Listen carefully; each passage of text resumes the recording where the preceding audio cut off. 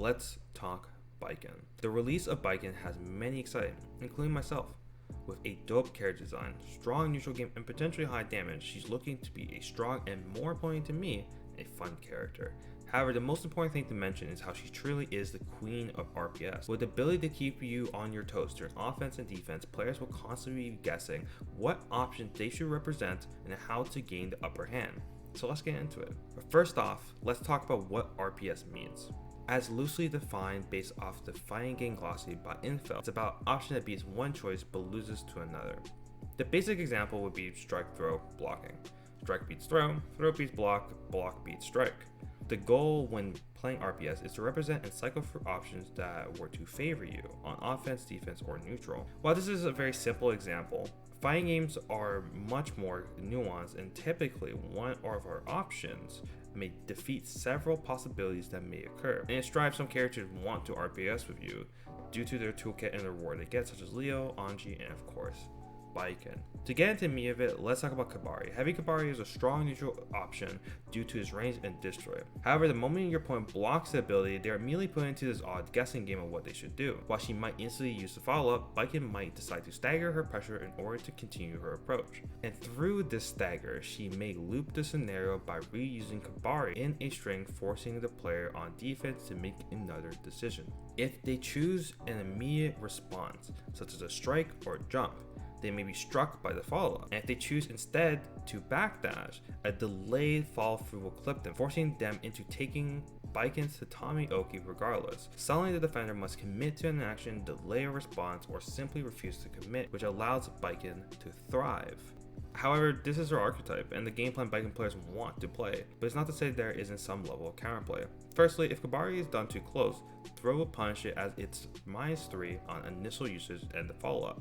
However, the defender must be careful as gambling with this option in non-guaranteed ranges is ill-advised. It's a really easy way of taking a counter hit and kind of losing all your life. And to be frank, this applies to all potential options players can represent. Since the follow-up isn't a block string, the defender can 6B for the pressure, use a low profile, normal, or special, or use an invincible reversal, which really carries the most amount of risk out of all these options. All these gambles can technically work, but the risk versus reward must be evaluated based on the context of the game. Furthermore, overrepresenting these options may cause the defender to hang themselves, allowing Baiken to punish them. However, underrepresenting these potential outs and being too passive will allow Baiken to run all over you. So what do you do?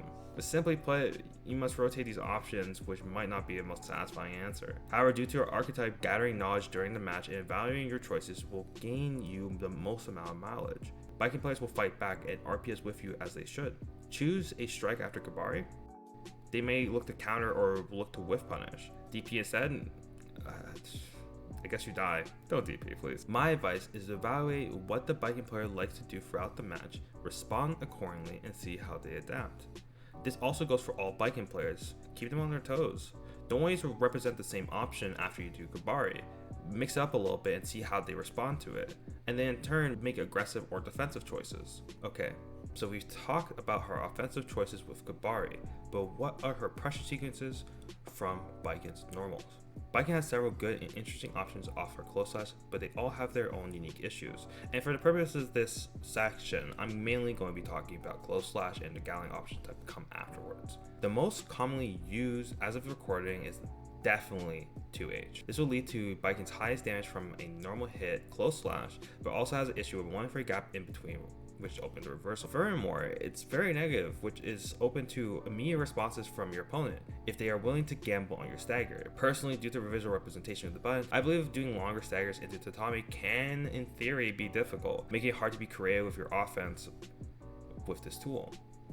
If you are looking for a bigger callout, you could use 6H after close slash to catch the late buttons from your opponent. There is a 4th frame gap. This is one of Baiken's highest damage counter hit starters. However, this string, if blocked, leaves a lot to be desired. If the Baiken player has run momentum, FDing it during the sequence will cause Tatami to miss. And while 6H Kabari is a true block string, you can punish Kabari with throw due to the range if there's no FD in this circumstance. 2D has a similar problem with Tatami at missing due to FD. However, it being a 2 hitting low, it's exceptionally useful when paired with Yozansen.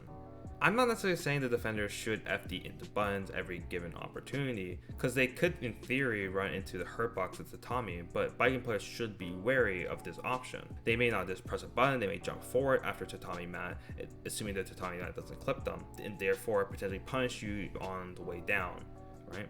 You do have to be a little bit concerned when applying this pressure sequence. However, one Gatling option that's not used too often, and currently not even on Dust Sleep under Close Slash, but I believe is actually quite useful, is 6K. Though it's not useful for threatening high-low offense like you would want to do with meter typically, this mid will oftentimes put you into an interesting position. Since K travels so far, you're left in close slash range right after usage, allowing you to repeat your pressure. This includes FD or no FD actually with front momentum. While it's -5, the threat of Tatami will often cause players into inaction. Sound familiar? Scared of mirrorless reversals or think they'll block? If there's no FD, you're in front range to RPS with them, or you can block, but I didn't spend 80 Canadian to block. Generally speaking, while I believe 6K should be a go-to option for Baiken when you aren't threatening overhead, all of these options have a purpose and can be used. As the defender, you should consider whether or not you should challenge how to use FD or other ways of escaping depending on the tempo of the aggressor, such as backdash and jump. Personally, what I find fun about Baiken is the free-flowing gameplay, but that's also what makes her so frustrating to play against. With the ability to RPS with you on offense and defense, you will be forced to not overcommit or overrepresent options, but instead cycle through your tools in an intelligent fashion. A strong strategy is needed to approach a strong Baiken player, and in turn is also necessary for Baiken as well. In a follow-up video, I'll be covering Baiken's defensive options and how she RPS with them, as well as the king of RPS, and what truly makes them so effective. Comment, like, and subscribe. I'll be back later. This has been Bit Hitter. Peace.